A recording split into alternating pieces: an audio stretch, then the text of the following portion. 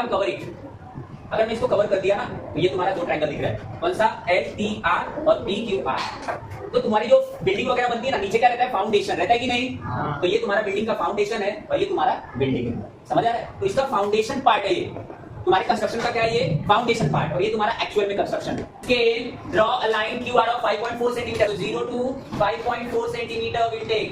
I have taken a line of 5.4 cm.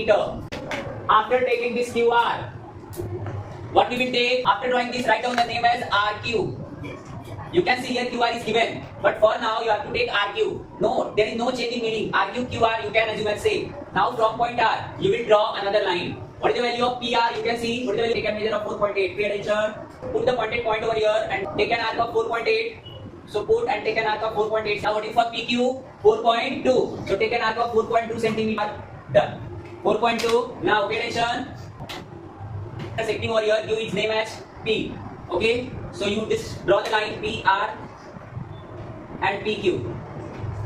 Now we have got our first triangle PQR, but we have to draw the second triangle which is named as LTR. Okay, इतना तक सबको आता है. Now use this. What is the name of this? Protector. Put your protector over here at point R and take a measure of 40 or 50.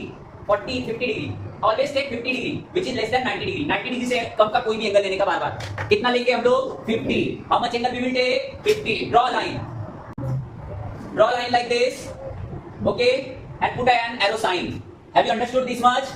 कितने angle, कितना degree का angle यहाँ पे लिया सर ने? 50 डिग्री. कितना डिग्री? 50 डिग्री का angle. Okay, अब देखो क्या करने का है. Pay attention over here. Now it's very tough after drawing the complete. You can see ratio is there 3/4. Ratio कितना दिया है? 3/4. दिया ना तुमको ratio? Yes or no? Yes. ये दोनों में ग्रेटर नंबर कौन है? 4. So we'll divide this line into 4 part. Question number 4 में देखो तुम लोग को 7/5 दिया है, तो ग्रेटर नंबर कौन है? 7. तो तुम लोग तुम्हारे इस लाइन को कितने पार्ट में डिवाइड करोगे? 7. अभी हम लोग सेकंड सॉल्व कर रहे हैं ना, तो उसमें कितना है रेशियो? 3/4. तो जो ग्रेटर होता है ना, उतना टाइम इसको तुम डिवाइड करोगे. तो चलो, बट डिवाइड कर कैसे करने वाले हो? Just take done. 2 सेंटीमीटर है ये. कितना ये? 2 centimetre. Pay attention over here. Now I will put this 2 centimetre का वन आर्क, 2 सेंटीमीटर का second arc, 2 centimetre third arc, 2 centimetre fourth arc. समझा तुम लोग को इतना? पहले ये ड्रॉ किया, फिर ये कितने डिग्री का है? स्ट्रेट. पहले ये ड्रॉ किया, ट्रायंगल इजी था. फिर ये ड्रॉ किया, कितना डिग्री का लिया एंगल? 50 डिग्री. उसके बाद कितना पार्ट बनाया मैंने? 4 इक्वल पार्ट. इसका मेजर कितना लिया? 2 सेंटीमीटर. तुम लोग भी 2 ले सकता है. इसको 50 लेने का, इसको 2 लेना है. मैं 4 पार्ट में डिवाइड क्यों किया हूं? रेशियो में सबसे बड़ा नंबर कौन सा है? 4 है. समझा? अब देखो, सब ऊपर कौन है? 3. तो इसका थर्ड पार्ट को तुम लोग क्या करने वाले हो? Q से टच करोगे. लेकिन इसको नाम दो R1, R2, R3, R4. जो लेटर इधर होने वाला है, letter which is over here, you have to give number R1, R2, R3, R4, R5, R6, but last digit is 4. इसलिए मैंने 4 पार्ट में डिवाइड किया. इतना क्लियर है सबको? अब मैं क्या कर रहा हूं, देखो इसका जो R3 है ना, उसको Q से कनेक्ट कर दो. किया?